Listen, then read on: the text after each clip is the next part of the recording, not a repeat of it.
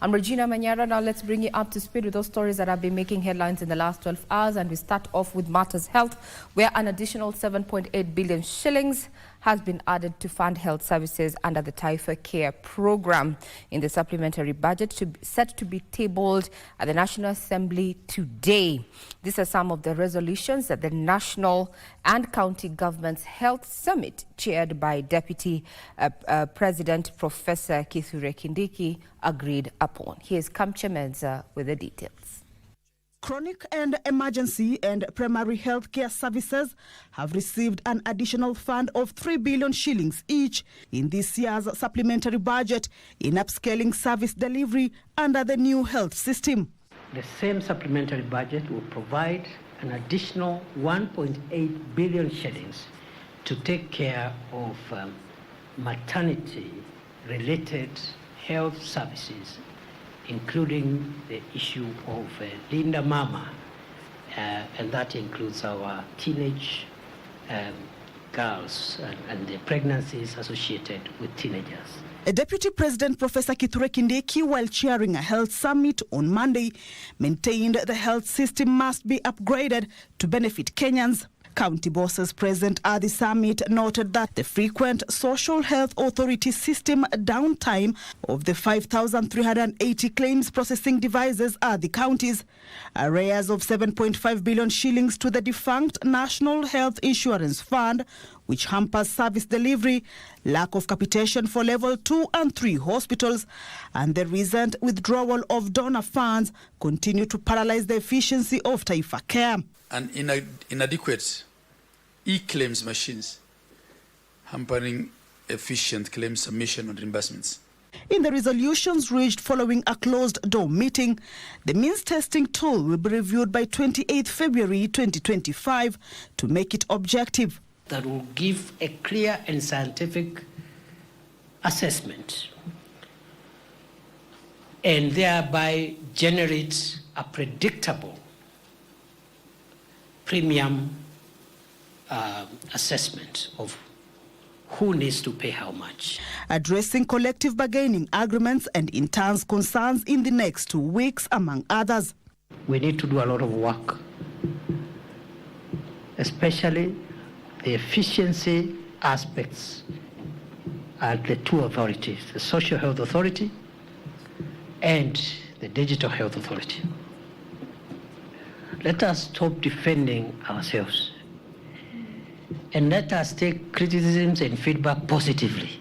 The government plans to undertake another massive registration from 1st of March 2025. Officers is currently on strike, citing delays by the government to implement the return to work formula that was signed September last year. The clinical officers accuse the Social Health Authority of failing to implement the resolutions of a meeting held between the Ministry of Health and KUKO on the 4th of January 2025 regarding the contracting and empanelling of facilities and clinical officers to SHA.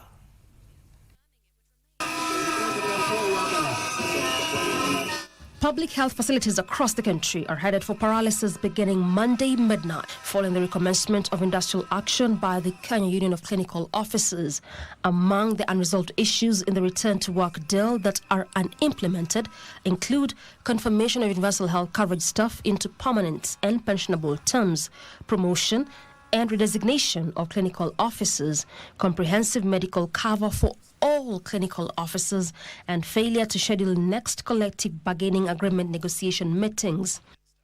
The Kenya Union of Clinical Officers regret to announce that our strike will resume in full force, affecting all public facilities, including the National Referral Hospital, effective midnight today. We urge the respective employers to take immediate action to resolve these concerns within the with the finality to prevent further disruption in healthcare services delivery. The officials further lamented the non-implementation of empaneling facilities and clinical officers registered under the Clinical Officers Council to SHA. Where clinical officers have been excluded from pre-authorization right where they cannot be able to offer any emergency services to patients, and also there are facilities that are registered under the Clinical Officers Act, Council, were denied empanelment. Additionally, they took issue with the ongoing health summit, claiming its leadership ought to be involved. Today there is a summit where they have termed it that is a consultative engagement at the Deputy President resident, discussing about healthcare workers without their representative, discussing issues that matters in the health sector without their representative. The officers have vowed to remain steady until their concerns are fully addressed. We'll be keeping tabs on that particular development, given that this industrial action resumes after the lapse of a 21-day suspension strike notice. To matters graft, the National Police Service has begun automating all its policing services as the Ethics and Anti-Corruption Commission continues to audit systems and procedures within the service. The Inspector General of Police, Douglas Kanja, says the automation process will prioritize digitization of the occurrence book and instant traffic files to enhance service delivery.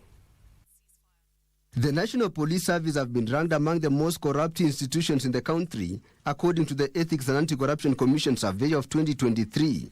The Inspector General of Police, Douglas Kanja, says the service is keen on cleaning its image. If we automate the services, my belief is that, number one, we will improve service delivery to the people. We will enhance our capability.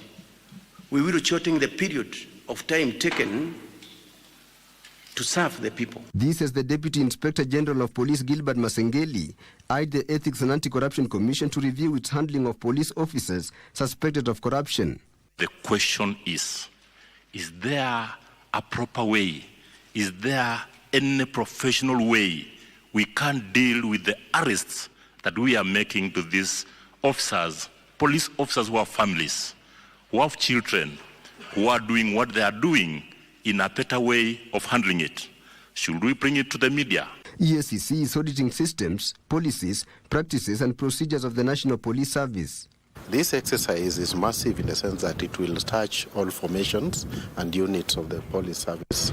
And we hope by July we'll be launching a report of our findings and recommendations that we will formally submit to the IG for implementation. And based on what we have seen today and the support we have enjoyed so far, we hope and believe that this exercise is going to be smooth and seamless. They spoke at the National Police College Embakasi A campus in Nairobi County. Now, a section of Kisumu County residents say the region will remain behind President William Ruto's broad-based government, even after Raila Odinga lost the African Union Commission chairmanship to Djibouti on Saturday. The residents said President William Ruto did everything possible to support Raila's candidacy and is therefore not to blame. They added that the region had reaped from Ruto's administration, including cabinet positions, and will hence support the government. Tumekubali na jinsi waliongea jana. Tuliona kama Raila wanaongea na Bwana Ruto na vile waliongea vizuri. Hiyo ndio tunawapongeza sana kama viongozi. Waliongea na usujaa sana. Tena wakisema kwamba bado wataungana vile waliungana. Na tunasema sisi kama wavijana na sisi kama viongozi wa Kisumu pamoja na bunge mzima tumekubali waungane. Kwa hii serikali yake tumeona matunda. Tumepata ma PSS, tumepata ma ministers full. Ambapo hatujaipata. When Raila Odinga wanted to become the chairman of AUC, Ruto was there and he was there for Raila. He supported him with everything that he needed. By bad luck, we didn't win. But that one does not mean that now Ruto and Raila are not going to work together. We are just urging them, let them work together and fix Kenya.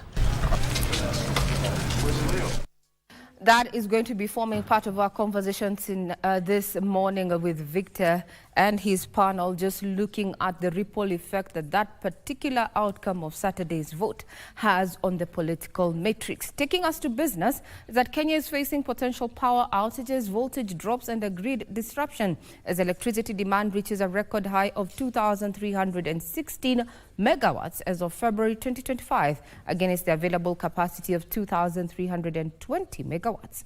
Kenya Power Managing Director Joseph Siror is urging the immediate lifting of a moratorium on electricity generation. He emphasizes that increasing generation capacity is crucial to restoring the standard 15% reserve margin, which would cushion the grid against potential power disruptions.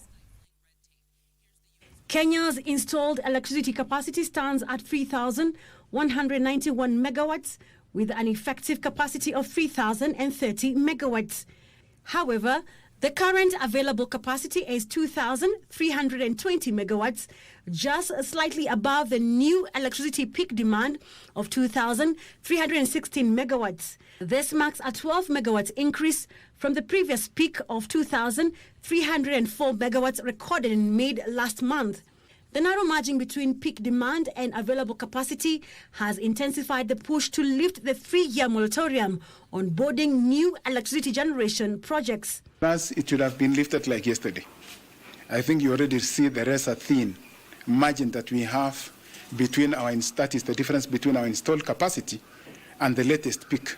The utility firm notes that the peak demand has surged by 200 megawatts over the last 2 years, with an average monthly increase of 14.5 megawatts in the last 8 months. Kenya Power Managing Director Joseph Sirol highlights that in 2024 alone, the country recorded 7 new peak demands levels, triggering nationwide blackouts despite major investments in grid stabilization and connectivity projects.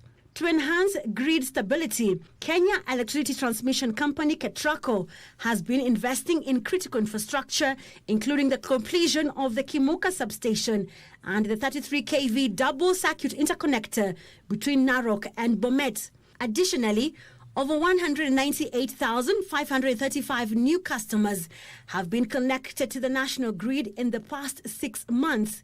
With the rollout of Last Mile Phase 4 and 5, an additional 289,121 customers are expected to gain access to electricity, further increasing demand on the grid. Now, just in case you've been wondering why then there's been a frequent power outage in your area, well, the power provider there exactly tells us what is going to be happening. We'll see if that increase of capacity is going to arrest the situation.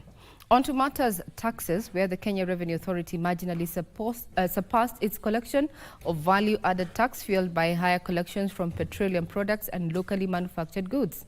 The latest data shows that the Kenya Revenue Authority collected 34.5 billion shillings in January of 2025 from VAT, which is half a billion shillings more than what was collected during a similar period in 2024. KRA attributes a 1.6% increase in revenue performance to implementation of VAT auto-population of returns, which has contributed to enhanced revenues. KRA says there was a 121.6% increase in remittance from oil marketers, 121.5% from sugar, and 115.5% from soft drinks.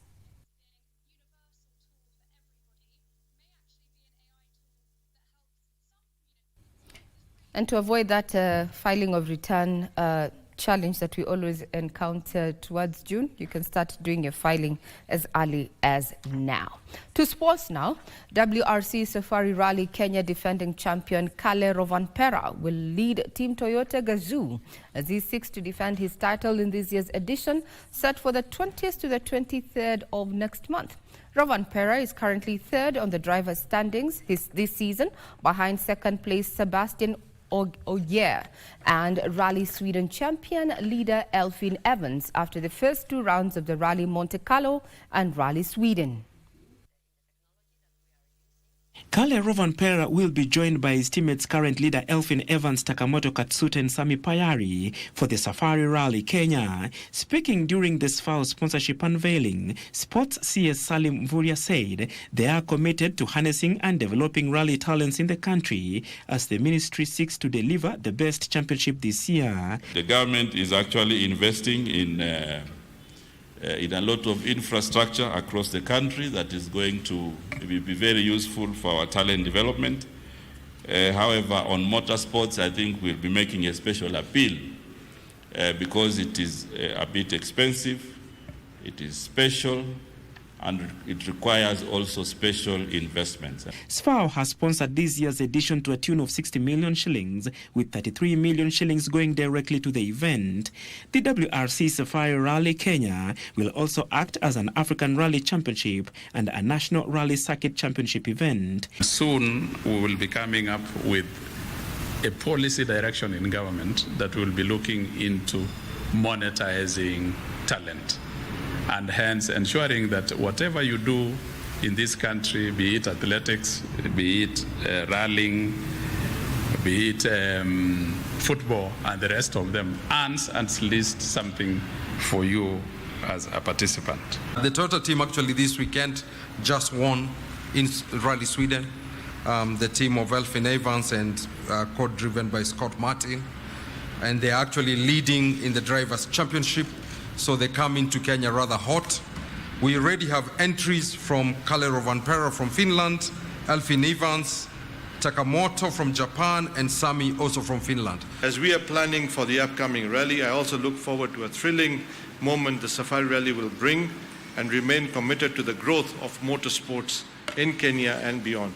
After Elfin Evans, navigated by Scott Martin, won Rally Sweden yesterday, the drivers are now on their way to Africa for the legendary Safari Rally Kenya, round 3 of the season from the 20th to 23rd of March. That puts a cap on matters in the headlines this morning. Be sure to peruse our website www.kbc.co.ke for further information on what is making headlines regionally as well as across the globe. I leave in the capable hands of Victor as he takes you through the current conversation this morning, especially the ripple effect of that AU chairmanship election there. What does this mean for former Premier Raila Odinga and his party? Over to you, Victor. Have a pleasant day ahead. I'm Regina Manyara.